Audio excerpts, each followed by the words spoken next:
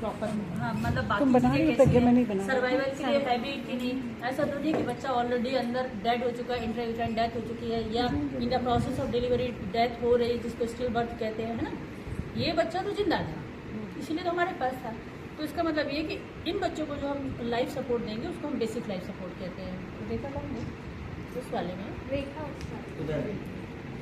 तो हमको इमीडिएटली क्या करना है, इस बच्चे को जब लेकर आए तो एक हमारे जो इमरजेंसी कॉर्नर होता है उसमें हमारे पास ये ट्रे होती है, जिसमें एक शोल्डर रोल रहता है।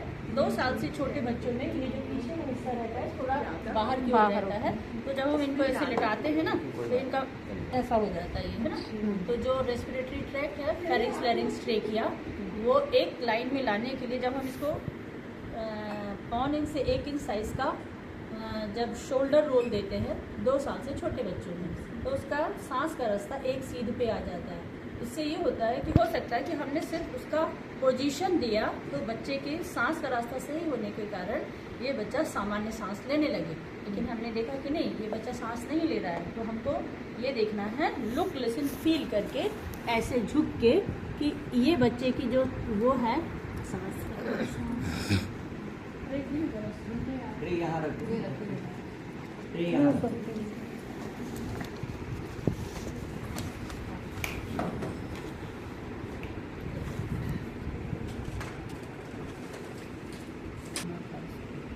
ये दोनों निहार निकले हुए हैं। इमीडिएटली जो है इसमें ये देखा कि बच्चे की सांस चल रही है कि नहीं, है ना। तो हमने जब ऐसा देखा तो हमको ये सांस लेते हुए छाती ऊपर नीचे होते दिखेगी। फिर उसके बाद हमको इसकी आवाज़ कान में सुनाई देगी, लिसन। फिर फील करेंगे कि बच्चा जो सांस छोड़ रहा है उसकी वार्मथ हमारे उस पर फील हो रही है कि नहीं, है ना। जस्ट हम बहुत जल्दी, क्योंकि हम जितनी देर तक देखेंगे उतनी देर में तो बच्चे के रिवाइव होने के चांसेस कम हो जाएंगे। तो हमको जस्ट सेकंड्स में देख लेना है कि ये बच्चे की सांस चल रही है कि नहीं, है ना। हमको ऐसा लगता है कि नहीं चल रही है, तो हमारे को हम देखा हमने कि जब हम इमरजेंसी मैनेज करते हैं तो हम ABCD क्रम में करते हैं।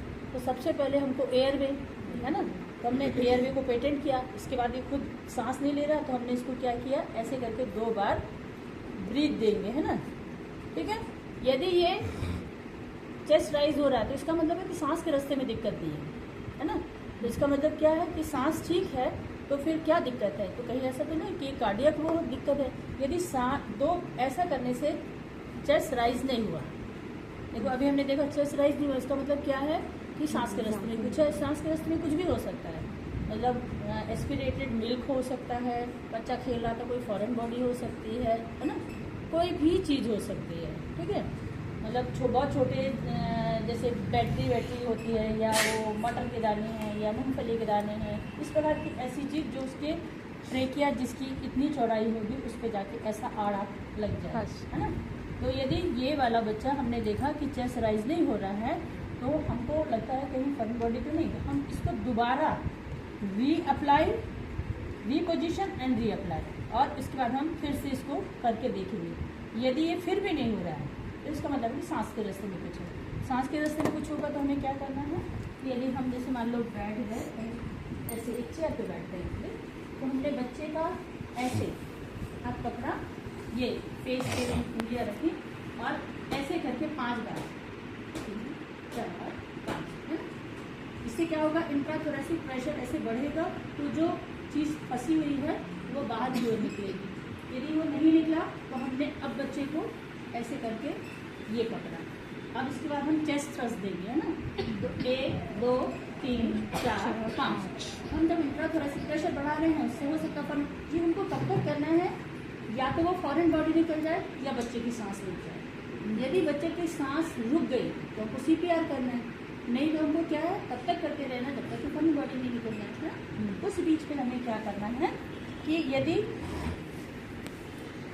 जो हमारे ENT स्पेशलिस्ट हैं उनको ब्रोंकोस्कोपी करके इसको निकालने के लिए बुलाना है ना। फॉरेन बॉडी जो है यदि वो आड़ी पड़ी है तो उसके आगे नहीं जाएगा, लेकिन वो यदि ऑब्लिक पड़ी है जैसे ऐसे, तो हमने जो ये इसको बैगन मास देते हैं, या इससे क्या होता है जब ये बच्चे की सांस रुक गई तो हम बैगन मास देंगे, तो ऐसा लगता है ना कि फॉरेन बॉडी और अंदर खिसक जाएगी, तो खिसक जाए। वो क्या है, कम से कम एक ब्रोंकस में आएगी तो एक लंग तो मिलेगा हमको। अभी तो क्या दोनों लंग्स है ना ब्लॉक हुए हैं, तो हमको दोनों में से यदि सांस रुक जाती है तो सीपीआर करना है, नहीं तो उसको बैक स्लैप मतलब ऐसा मारना है ना, और थोड़ा नीचे रखिए ताकि थोड़ी फॉर्मोडिक ग्रेविटी से निकले, है ना। तो 5 बार ऐसे मारना है और फिर उसके बाद ऐसा करके इस हाथ में और इसको ऐसे दबाना है 5 बार, ठीक है। अल्टरनेट करके करना है। तो हमने देखा कि नहीं सांस तो है ना, लुक लिसन फील ये नहीं थी तो हमने बताया अब जब है तो हमको क्या करना है कि छोटे बच्चों में जो ये हार्ट है, यहाँ पे कैरोटिड है ना, यहाँ पे फीमोरल है और यहाँ पे जो है वो सिफेलिक आर्टरी है ना। तो उसमें हमको क्या, जब नेक छोटी होने के कारण हम एकदम से बच्चे का ये नहीं देख सकते हैं, तो सबसे इजीएस्ट होता है, हम 5 साल से छोटे बच्चे एनआरसी की बात कर रहे हैं, है ना। तो हमको फीमोरल ये जो एंटीरियर सुपिरियर यानी यहाँ पे जो कॉर्नर होता है, यहाँ से लेके इसके बीच में जो जगह होती है बिल्कुल मिड पॉइंट पे होता है ना, और इतना चौड़ा रहता है कि आपको बहुत ढूंढने की जरूरत नहीं है, आप उसको पल्सेशन देखेंगे, या तो ऐसे देखें या हाथ पकड़ के ऐसे देखेंगे। यदि हम इनकी बात करें तो हमको कैसे देखना है, ऐसा, ठीक है, ऐसा पकड़ के देखेंगे। ये वो आर्टरी है, जब हम बीपी लेते हैं तो इसको दबाते हैं, दबाने के बाद जब छोड़ते हैं तो प्रेशर जो पता चलता है ये वही आर्टरी है ना। ये मीडियली होती है इसलिए हमको यहाँ पे देखना है, ठीक है। तो हम या तो ये देखेंगे या ये देखेंगे, लेकिन देखेंगे मात्र 10 सेकंड के लिए, इसको बोलते हैं 10 या बस, यानी 10 सेकंड से ज़्यादा आपने टाइम वेस्ट किया तो इसका मतलब है कि आप उसको ट्रीटमेंट देने में देर कर दिए। तो हमको यदि इसको सही वो देना है और हमको ये लगता है कि नहीं डाउट है कि पता नहीं है कि नहीं, तो हम मान के चले कि नहीं है ना, हम गिनने लग गए कि नहीं 1 है 2 है, तो इसका मतलब कि नहीं है। यदि हम जितना जल्दी मान लेंगे कि नहीं है तो हम सीपीआर देना शुरू करेंगे। सीपीआर देने के लिए हमें क्या करना है, 1 साल से छोटे बच्चों को देने का नियम ये है कि एक जन यहाँ पर इसको वैगन मास्क अप्लाई करता है और ये जो रहता है पूरा धड़ को ऐसे पूरा घेरते हुए, ये जो निप्पल लाइन है उससे नीचे और जो जिफी स्टर्नम है, इस स्टर्नम का सबसे नीचे वाला हिस्सा उससे ऊपर, ठीक है। उसमें हमें क्या करना है, ऐसे पकड़ के हमारी उंगलियों को ऐसा रखना है, ऐसा नहीं, हमारे को हार्ट में ऐसे दबाव देना है। हम ऐसे दबाव देंगे तो हमारी ये उंगलियां ना दर्द होने लगेंगी, ठीक है। और हमारा प्रेशर जो वर्टिकली एक्चुअली हम पकड़ के हार्ट को दबा रहे हैं। यदि ये मान लो ये हार्ट है तो हमको डायरेक्टली हार्ट को कितना दबाना है, इतना दबाना है कि वो 1/3 नीचे घुस जाए। 1/3 मतलब जो इतनी, यदि अपन देखते हैं कि हमारी 3 उंगलियां आ रही हैं तो कम से कम इतना वो अंदर घुसे, तब वो हार्ट को ऐसे करके स्क्वीज करेगा तो जो ब्लड है वो बाहर पेरीफेरी में जाएगा। जब उसको छोड़ेंगे तो पेरीफेरी से ब्लड वापस इसमें हार्ट में आएगा। हम उस क्रम में काम कर रहे होते हैं। यदि ये बच्चा जिंदा होता तो इसी दर से उसका जो है हार्ट धड़क रहा होता, पंप कर रहा होता, और ये जो है बीच बीच में हम रेस्पिरेशन उतना देंगे। तो 1 साल से छोटे बच्चों में हमें कम से कम, क्योंकि इससे ज़्यादा हमारी कोऑर्डिनेशन नहीं बन सकता, इसलिए हमको 90 बार ये दबाना है और 30 बार ये करना है ना। तो इसका मतलब ये नहीं कि हमने 90 बार दबा दिया फिर 3, इसको 3:1 में करना है। तो हमने इसको ऐसा पकड़ा निप्पल लाइन के नीचे और ऐसे करके उंगली को रखा। हमको 1 and 2 and 3 and आप बोलेंगे ब्रीद एंड, है ना। तो ये हमने आपको धीरे से बताया, लेकिन हमारा जो क्रम होगा वो ये होगा 1 and 2 and 3 and breathe and, 1 and 2 and 3 and 1 and 2 and 3 and 1 and 2 and 3 and 1 and 2 and 3 and हम ऐसा लगातार 2 मिनट तक करेंगे। क्योंकि यदि हम बीच में इंटरप्शन करके देखते हैं तो हो सकता है कि वो आधा आया हो तो फिर छूट जाए, है ना। 2 महीने के बाद हम उसको चेक करेंगे पल्सेशन आए कि नहीं आए। यदि वो पल्सेशन नहीं आते हैं तो हमको ये करते रहना है। उस बीच में हमको उसके लिए इंजेक्टेबल जो एड्रेनालिन लगानी है उसकी व्यवस्था करनी है। उसका डोज बाद में बताएंगे, लेकिन सीपीआर का तरीका ये हमने देखा ना कि हमारे यहाँ जब राष्ट्रपति की डेथ हुई और एक और साइंटिस्ट उनकी डेथ हुई तो पता चला सारे लोगों के बीच में उनकी डेथ हो गई। तो हमको सीपीआर नहीं आता था, तब से सीपीआर का प्रोग्राम चल रहा है। अब सीपीआर हमारा जो कांस्टेबल है वो दे लेता है। तो अपन कितना करेंगे तो 0.6 टाइप का आएगा। तो 0.5 से 1 लीटर 1 ml कौन सी वाली, 1 in 10,000 डाइल्यूशन वाली, एक एड्रेनलिन 1 ml का 1/1000 कंसंट्रेशन का होता है। उसमें 9 ml यदि हम सेलाइन मिला लेते हैं तो वो 10 गुना डाइल्यूट हो गया, तो 1/10,000 हो गया। तो 0.1 से 0.3 ml पर kg बॉडी वेट के हिसाब से उसको हम IV लगाएंगे और ये कंटिन्यू करेंगे। कब? जब इसका हार्ट रेट 60 से कम लगातार बना है। यदि 60 से ऊपर आ रहा है तो ज़्यादा संभावना है कि ये जो है वो वापस आ जाएगा। यदि हमारे संस्था में ऐसी जगह हो रहा है तो इस बच्चे को हमको डेफिनेटली ऑक्सीजन सोर्स लगा के देना है, क्योंकि ये स्वयं नहीं ले रहा है ना। जो न्यूबॉर्न होता है उसमें रूम एयर पे शुरू करते हैं। जो ये वाले बच्चे रहते हैं ये क्योंकि सांस रोक चुकी है तो इनको ऑक्सीजन लगाने की ज़रूरत है ना। तो आप 1 to 2 लीटर एवरेज मान लीजिए, यदि आप लगाते हैं तो इसके आउटकम बेटर आने की संभावना है।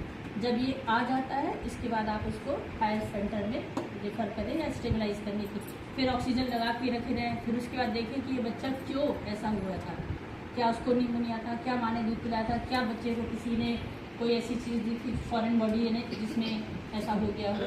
फॉरेन बॉडी भी जब छोटी रहती है ना, एक कोने में हो जाती है, हो सकता है कि ट्रेकिया बाइफरकेट हो ब्रोंकस में, नहीं तो किसी एक ब्रोंक्यूल में जाके फंस जाएगी, लेकिन बाकी चीज़ें तो काम करती रहेंगी, ऑक्सीजनेशन होता रहेगा, है ना। तो ये हमने बताया आपको 1 साल से छोटे बच्चे में हमें 1:3 में देना है। 1 साल से ऊपर जो रहता है अपने को उसमें 2 लोग हैं तो 15:2 में देना है ना। 15:2 के लिए हमको क्या करना होता है, यहाँ पे हमने ऐसे किया, हम इसमें बोलिंग करते हमारी उंगली ऐसी रहनी चाहिए। इससे उसका कारण रहता है कि यदि हमने इसको ऐसे किया तो इसकी रिब फ्रैक्चर हो जाएगी और हमारा उद्देश्य सिर्फ हार्ट को कंप्रेस करना है। तो हम कैसे करेंगे, हमारा हाथ जो है ना यहाँ से मुड़ा हुआ नहीं है ना, ऐसा नहीं, ऐसा वर्टिकल है ना। तो क्या 1 and 2 and 3 एंड बोलने का अर्थ क्या है कि डायस्टोली में जा रहा है, दबा रहे हैं तो सिस्टली में जा रहा है, जैसा हमने आपको इसमें बताया 1 एंड है ना। तो इसका मतलब है 1 and 2 and 3 and 4 and 5 and 6 and 7 and 8 and 9 and 10 and 11 and 12 and 13 and 14 and 15। इसके बाद 2 बार, ठीक है। 15:2 करके हमको ऐसा करना है। इससे ऊपर के कितने भी बच्चे हों जो 8 साल से ऊपर रहते हैं उसमें हमको 2 से देना है। उसमें भी हमको हाथ ऐसे रखना है और इस शोल्डर से दबाव देना है, ठीक है, स्ट्रेट। अभी हमने इसमें 1 क्यों किया, क्योंकि इससे ज़्यादा वो सह नहीं सकता, तो हमको 2 ईयर के ऊपर। तो उसके लिए जो 1 ईयर से 2 ईयर वाले रहेंगे उसको देंगे ऐसे ही, लेकिन 15:2 देंगे, ठीक है। Okay ma'am. और जो 2 साल से 8 वाले हैं उनको ऐसा करके 15:2, यदि 2 लोग हैं, यदि एक ही व्यक्ति है तो हमको उसको 30 बार दबाना है। फिर एक जन जैसे तुम नहीं हो, हमने इसको 30 बार ऐसे करके दबा लिया, उसके बाद हमने इसको 2 बार ऐसे सांस दे दी, है ना। क्योंकि है ही नहीं कोई तो इतना तो कर सकते हैं, है ना।